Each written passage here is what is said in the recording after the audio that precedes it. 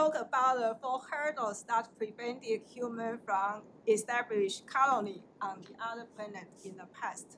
So the first hurdle is human health risk, including both lack of gravity and the radiation exposure.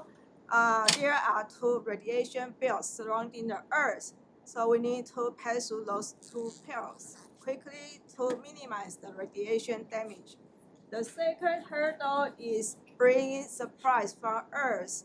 Especially now, we cannot recycle 100% of food, water, and the air needed to survive there. Just like the grocery stores require constant delivery if we need the same approach on the other planet, but this is not practical.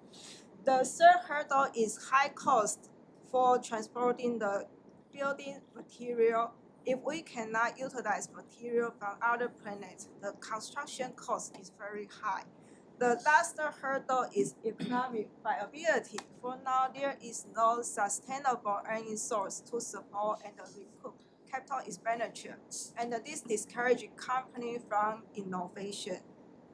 But even with those hurdles, there are still some good reasons to motivate companies and the government to invest in the innovation. The first motivation is manufacture product the company cannot make or difficult to make on Earth. The second factor is mining rare material because the Earth is running out of rare material, and that could damage our economy and the industry.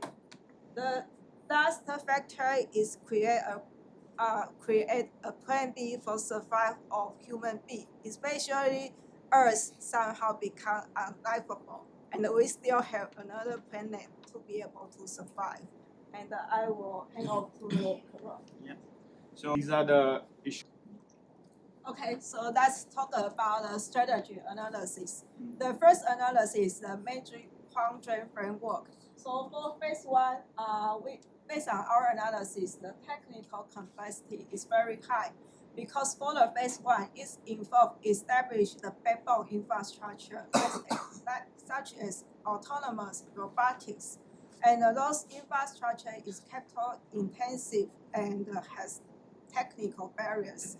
For the business complexity is also high because companies have to avoid trying to fit a radical new technology into old traditional business model, especially the getting funding from the government.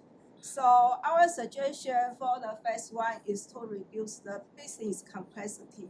According to PwC's report, 80% of space activity is commercial. If companies can leverage this commercial activity, they can reduce their reliance on government fundings. For phase 1, they can consider as first mover, and their strategic goal is to secure resources, reach the potential buyer, and lock them in. For phase 2, the technical complexity is still high because for the phase 2 has to overcome the 3 hurdles, including gravity, radiation, and the closed-loop recycling. The real problem is how to cross the chasm by adopting the new technology. The business complexity is slightly lower than the phase 1 because the company have to transfer the technical know-how into real service and the design from the consumer perspective. Our suggestion for the phase 2 is to hit the 98% recovery, reduce the operation cost, and reach the profitability. The revenue can diversify into tourism and lease the space for pharma R&D. However, the tourism market is expected to mass out, so the company still need to link the new technology to existing industry, such as the digital communication, to secure funding for next phase. Thank you. So going into the technology push and the business pull, so there's definitely a huge technology push here. Launch costs are down tenfold, and satellite launches are up 50% annually, and so it's become a lot easier to do the things that we want to do in space. However, can do doesn't necessarily mean should do, and so there has to be a business pull.